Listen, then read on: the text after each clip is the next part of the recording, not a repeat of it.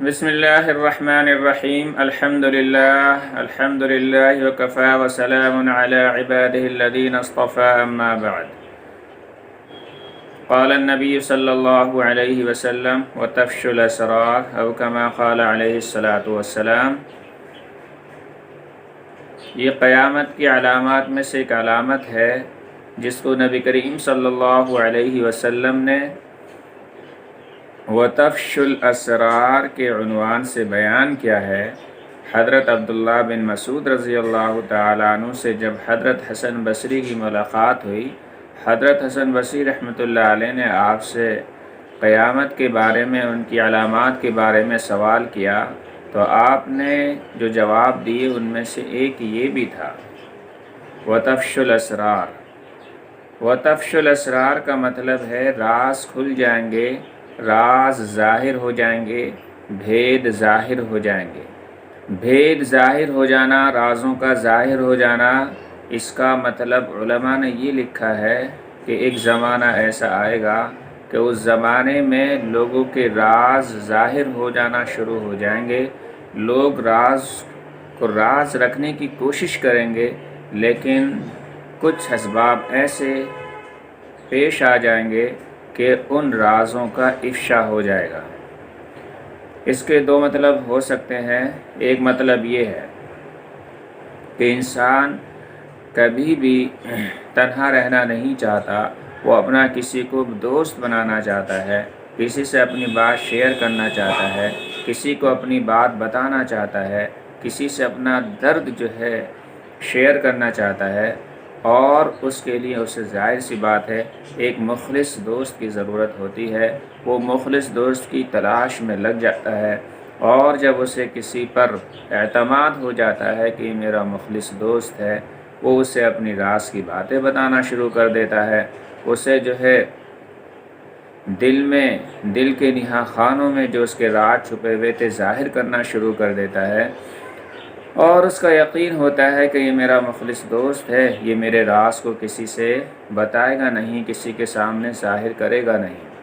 لیکن وہ زمانہ ایسا ہوگا کہ اس کا یہ خیال خام خیال ہوگا، کچا خیال ہوگا، اور اس کا دوست ایسا نہیں ہوگا جیسا یہ سمجھ رہا ہوگا۔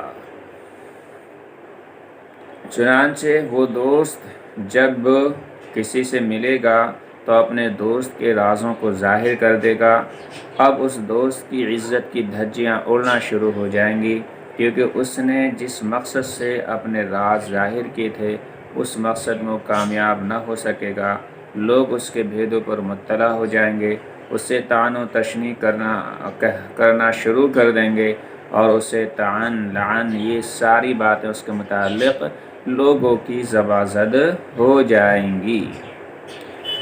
تو اس زمانے میں انسانوں کو مخلص دوستوں کا ملنا مشکل ہو جائے گا۔ اور آج ہم دیکھتے ہیں جو نبی کریم صلی اللہ علیہ وسلم نے آج سے 14 صدی پہلے یہ پیش گوئی فرمائی تھی، ہم اپنی آنکھوں سے دیکھ رہے ہیں کہ اس زمانے میں مخلص دوستوں کا ملنا کتنا مشکل ہو گیا ہے، اور جس کو ہم مخلص دوست سمجھتے ہیں، جب اس کی غرض ہم سے ختم ہو جاتی ہے، اس کا مفاد ہم سے ختم ہو جاتا ہے، تو وہ ہماری ان باتوں کو ظاہر کرنا شروع کر دیتا ہے جو ہم نے اس وجہ سے بتائی تھی کہ یہ ہمارے راز کہیں ظاہر نہیں کرے گا۔ تو معلوم ہوا کہ آپ صلی اللہ علیہ وسلم نے اپنی امت کو خبردار کرنے کے لیے کہ وہ جب بھی کسی کو دوست بنائیں تو بہت چھان پھٹک لیں، اس کے بعد ہی جو ہے ان سے اپنی بات شیئر کریں۔ دوسرا مطلب یہ بھی ہو سکتا ہے کہ دوست و مخلص مل جائیں گے، وہ راز کو راز رکھیں گے، لیکن اس زمانے میں ایسے آلات، ایسی ایجادات ہو جائیں گی کہ جن آلات اور ایجادات کی وجہ سے انسانوں کے راز رہیں یہ مشکل ہو جائے گا۔ چنانچہ اس زمانے میں ہم دیکھتے ہیں کہ اس زمانے میں ایسی ایجادات اور نئی ٹیکنالوجی آ گئی ہے کہ اس کی وجہ سے انسان چاہتا ہے کہ میرے راز ظاہر نہ ہوں، اس کے باوجود راز ظاہر ہو جاتے ہیں۔ مثلاً آج کی نئی ٹیکنالوجی کے زمانے میں جگہ جگہ کیمرے نصب کر دیے گئے ہیں، ہر فرد کے پاس موبائل ہے، فون ہے، ہر شخص نیٹ سے جو ہے جڑا ہوا ہے، اور جنہیں کتنے لوگوں کے پاس جو ہے بینکنگ سسٹم ہے۔ اسی طرح اور بہت ساری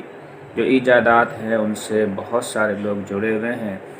اور جب اس سسٹم سے کوئی جڑ جاتا ہے تو پھر اس کی باتوں کا خفیہ رہ جانا بڑا مشکل ہو جاتا ہے۔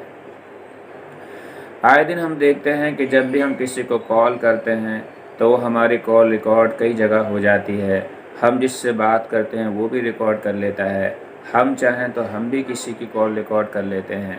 اور جب ہمیں لگتا ہے کہ اب اس ریکارڈ کو ظاہر کرنے کا وقت آ گیا ہے تو ہم اس کو ظاہر کر دیتے ہیں، تو گویا کہ جس کی ریکارڈنگ اگر اس میں کچھ ایسی بات تھی جسے وہ نہیں چاہ رہا تھا، جس کی ریکارڈنگ تھی اس سے اس کی عزت پہ حرف آ رہا تھا، اس کے باوجود ہم اسے ظاہر کر دیتے ہیں، تو گویا کہ ہم دن دہاڑے اس کی عزت کا جنازہ نکال دیتے ہیں۔ تو فون ٹیپنگ اور اسی طرح اسٹنگ آپریشن آئے دن ہم ایسے کیس سنتے رہتے ہیں۔ یہ سب انہی آلات، انہی ایجادات کا کرشمہ ہے کہ جو اس زمانے میں ہم دیکھ رہے ہیں۔ تو اس جملے کا نبی کریم صلی اللہ علیہ وسلم نے فرمایا تفشی الاسرار، اس کا دوسرا مطلب یہ بھی ہو سکتا ہے۔ اب دیکھیے نبی کریم صلی اللہ علیہ وسلم نے 14 صدی پہلے پیش گوئی فرمائی، آج اس کو ہم اپنی آنکھوں سے دیکھ رہے ہیں، تو آپ صلی اللہ علیہ وسلم کی نبوت کی صداقت کی کس قدر بڑی دلیل ہے یہ کہ آپ صلی اللہ علیہ وسلم واقعتاً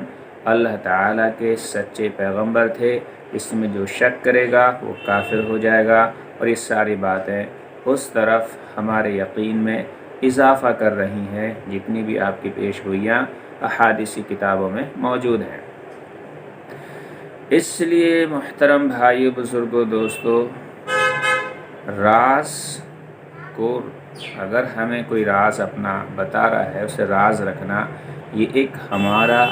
بہت ہی اہم عمل ہے کہ ہم اس کے راز کو راز رکھیں۔